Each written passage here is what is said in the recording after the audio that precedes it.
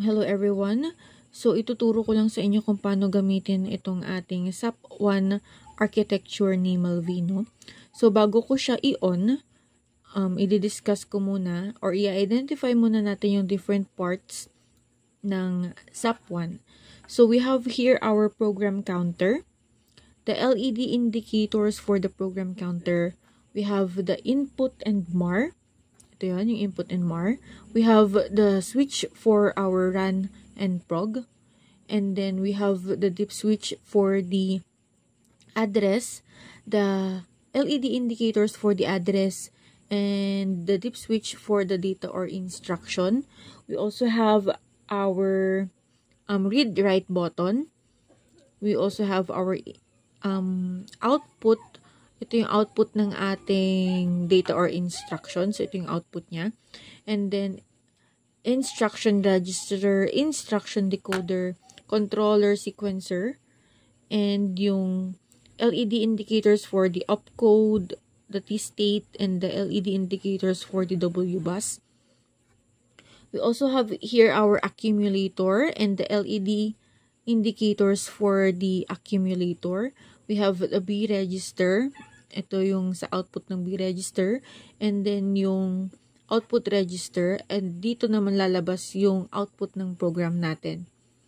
So yung i-add natin, yung sagot sa pag-add natin, sagot sa pag-subtract natin, dito siya lalabas. And then our adder subtractor, our clock, and then the different switches. We have the start clear switch, auto manual switch, single step switch, and the power on off switch. And also yung ating saksakan. So, paano to paganahin? So, itry natin siyang i-on muna. Yan. And then, ito is dapat nakababa, naka-clear, and then ito is naka-auto. So, ito kapag nakataas, start. Pag nakababa, clear. So, nakikita naman din dito sa indicators ng start clear. And then, itong auto manual, kapag nakataas, auto. Kapag nakababa, manual. And then, itong single step is para sa, single step. So, isa-isa niyang gagawin yung instruction. So, sa atin, ang gagawin lang natin is yung automatic. And then, hindi na natin gagamitin itong single step. So, for our first example, maglalabas lang tayo ng output sa ating output register. So, ang gagawin lang natin is mag-i-input tayo ng isang data lang na hindi tayo mag-a-add, hindi tayo mag-subtract. Kumbaga, ilalabas niya lang agad sa output register yung in-input nating data dito. So, again, dito natin i-input yung ating address. Dito natin i-input yung data or instruction natin. So, ano nga bang ini-input dito sa data? So, ang ini-input sa data, sa address, ang ini-input dito sa address ay yung address or location ng ating data or instruction. So, sunod-sunod lang to. We have 0H, 1H, 2H. So, yung H is, ibig sabihin lang pag may H is hexadecimal. Ibig sabihin yung number na i-input natin dito is not a binary number but a hexadecimal number. So, 0H, 1H, 2H, 3H, and so on and so forth. So, dito pala sa ating switch, so mali lang ako ng pwesto ng ating 1 at ng ating 15. Or dito tayo mag-i-start ng pag-input ng data. So, imbis na kasi, di ba, madalas dito yung 0, 1, 2, 4. So, pagdating dito sa ating dip switch, dito sa SAP1 natin, dito yung 1 natin, dito yung 2, 4, 8. So, ganun. So, pero tama naman dito sa LED indicators. And then dito, as usual, kung paano natin i-input yung data. So, for our example, maglalabas lang tayo ng output na 13H dito sa ating output register. So, paano ba yun? 13H. So, para sa mga hindi pa marunong mag-convert ng hexadecimal number, so we have 13H. So, ito yung shortcut ng pag-convert ng hexadecimal. So, hahatiin lang natin yung 8-bit na data into 1, 2, 4, 8. And then 1, 2, 4, 8.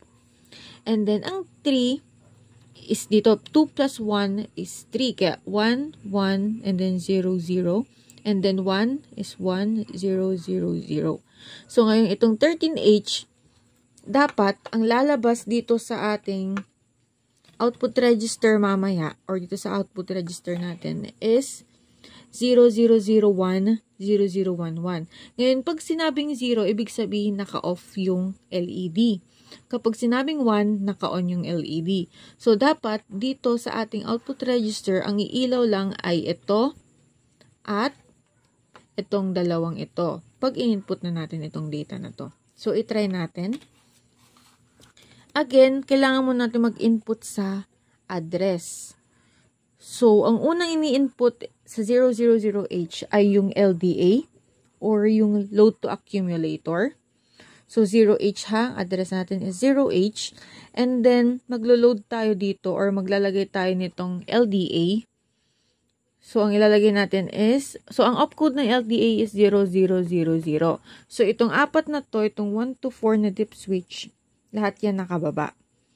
And then, ilalagay natin yung 13H na data natin sa anong address. For example, is sa 9H na address. So, kapag kinonvert natin itong 9H, ang magiging sagot niyan ay 1001.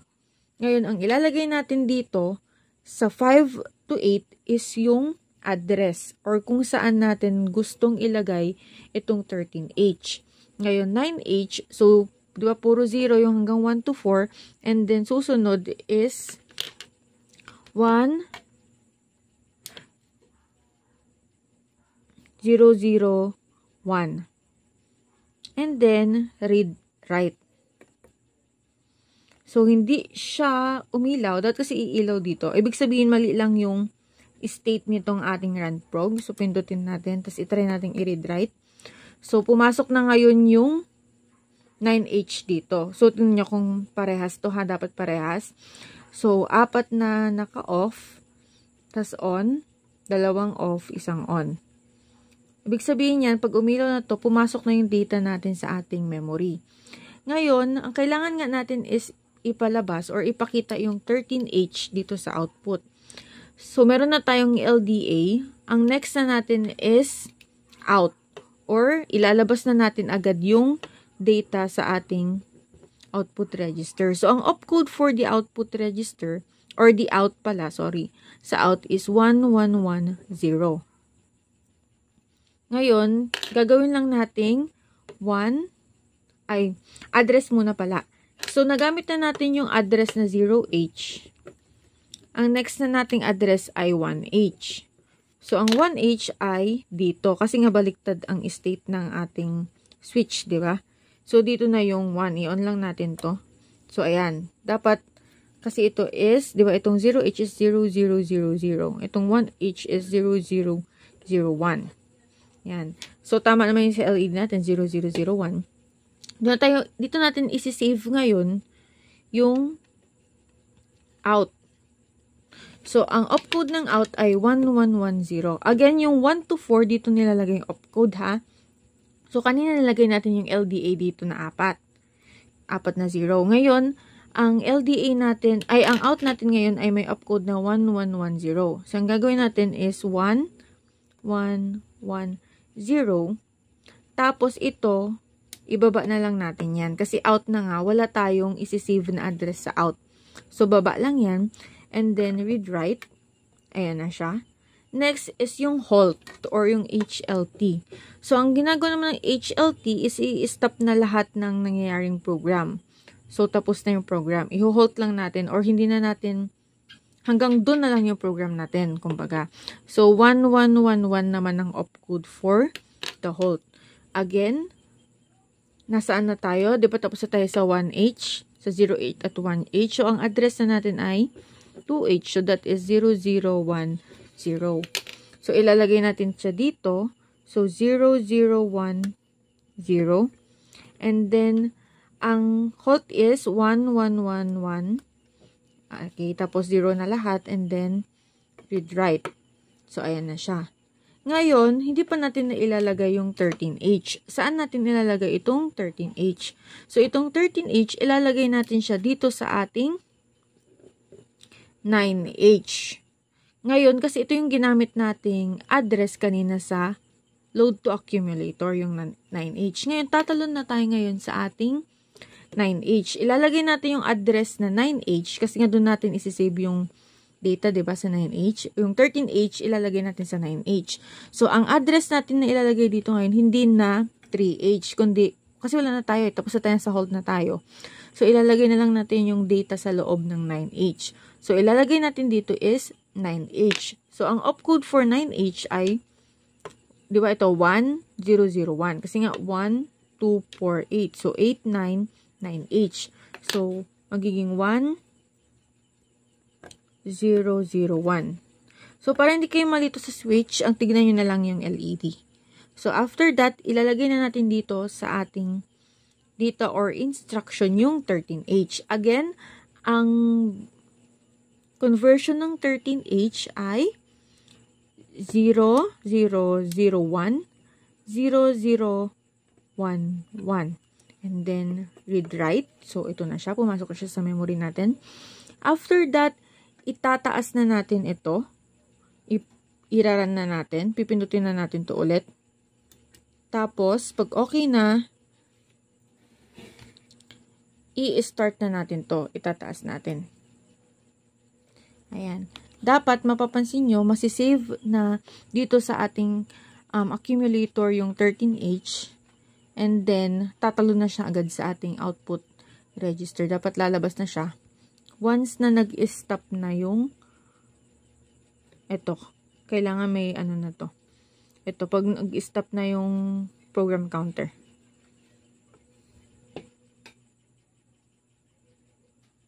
So, ayan na. Diba nag-halt na? Lumabas na yung halt. Ibig sabihin, tapos na yung program. And then, ito na yung nilagay nating 13H. Kanina, diba, sabi ko dapat lalabas dito is 0001, 0011. So, gumagana. Yun yung pinakamadaling example na i-program dito sa ating SAP1. So, next naman natin, example natin is mag-a-add na tayo ng numbers. Okay. Mag-a-add na tayo ng numbers. Okay, sa example natin, try nating mag-add ng dalawang number muna, which is yung 5 at 3. Ngayon, itong number na to ngayon is itry naman natin in binary. So, kanina, ang ginamit natin is hexadecimal number, which is yung 13H. Ngayon naman is binary.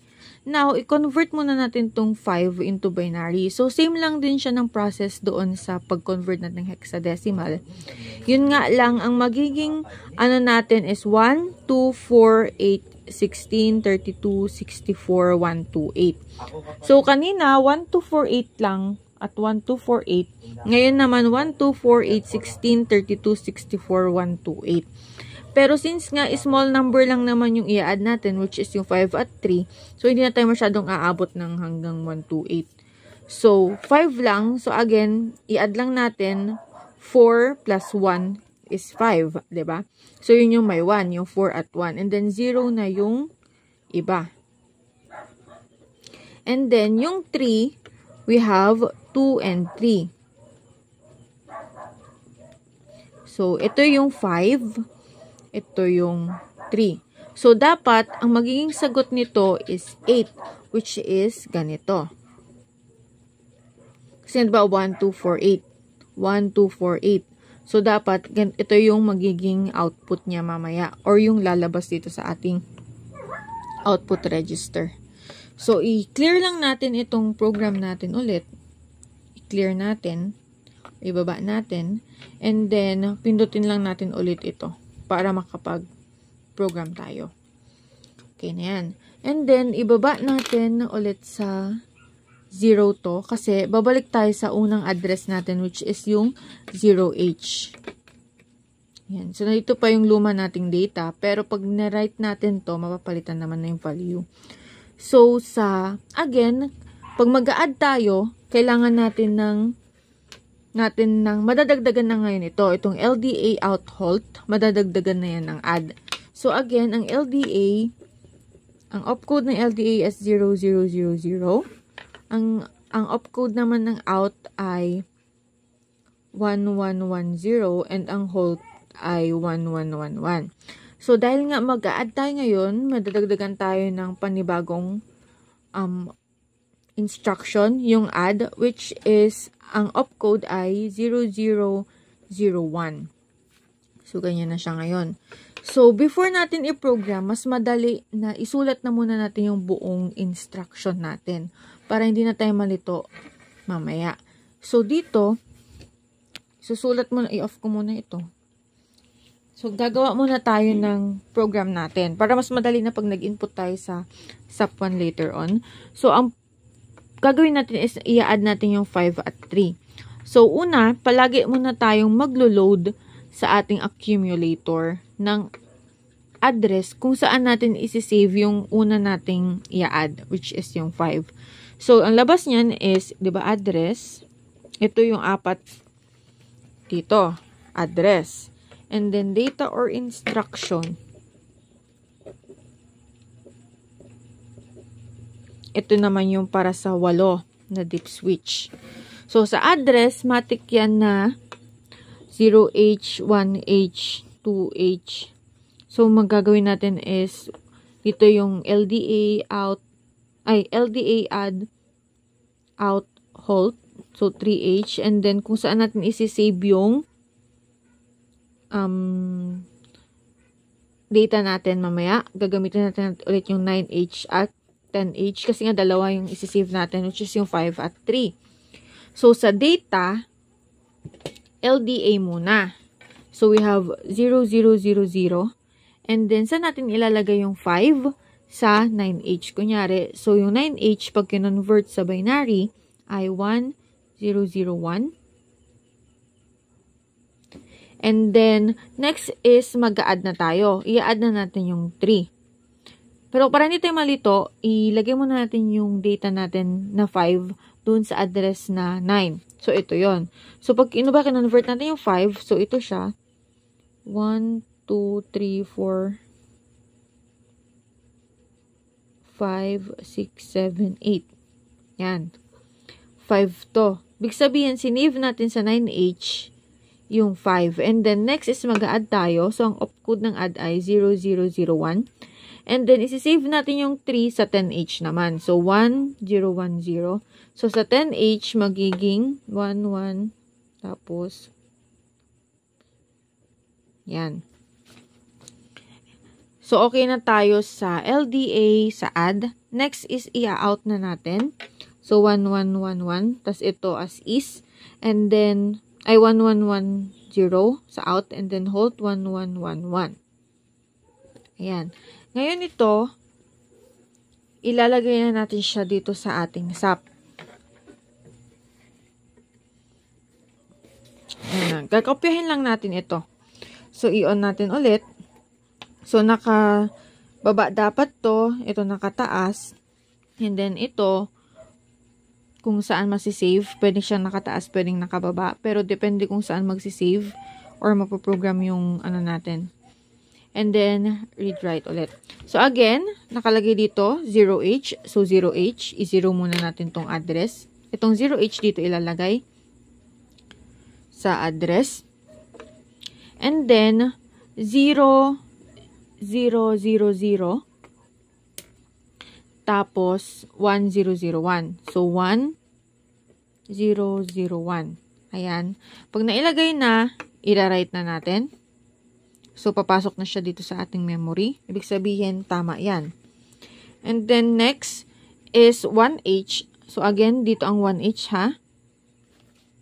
Ayan, 1H. Ang ilalagay natin sa 1H naman ay 0001. Tapos, 1010. 011, 010. Yan, tapos write again. Next is yung ating 2H. So, 2H. Yan. 0010. And then, sa data or register, 1, 1, 1, 0. Or yung out.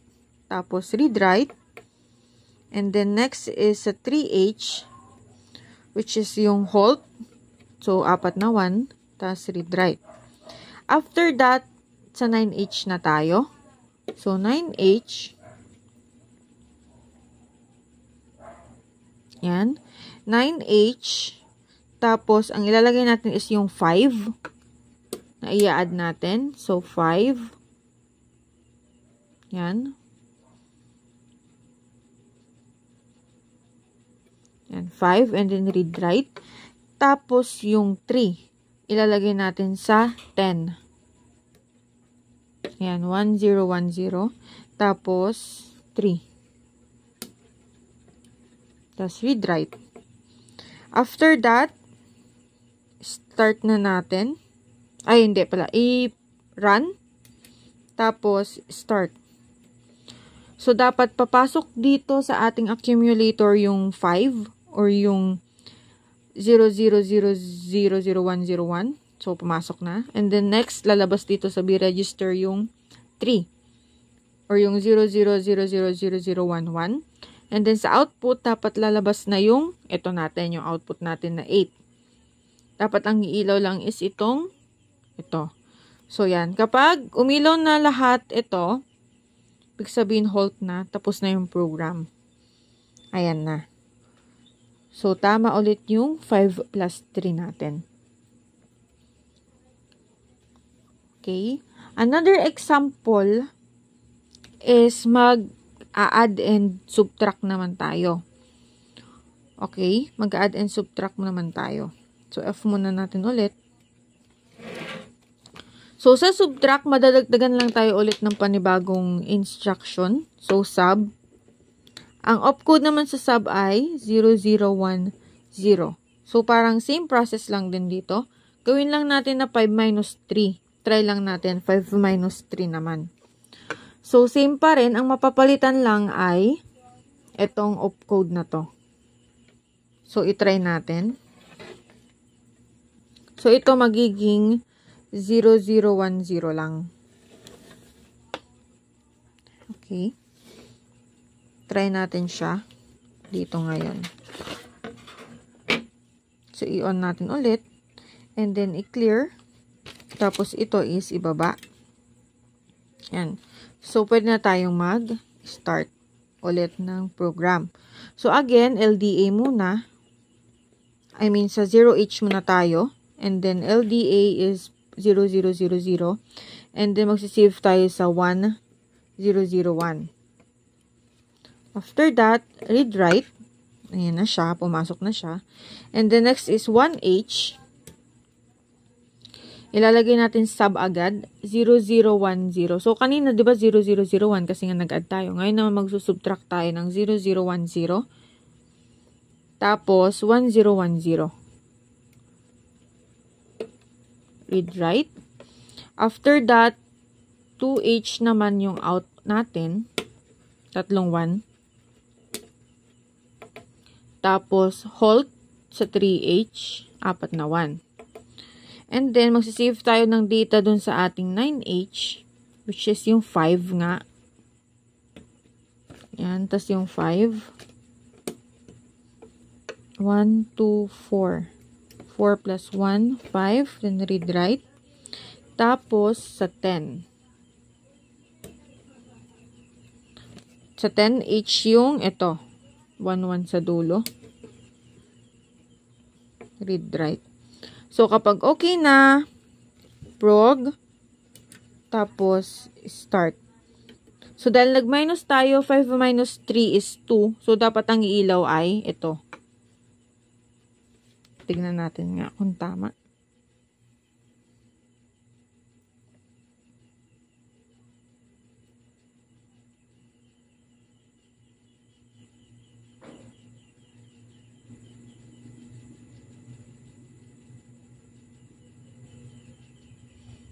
So, ayan, umilaw na to. Hintayin natin mag-halt para malaman kung ito na yung final answer.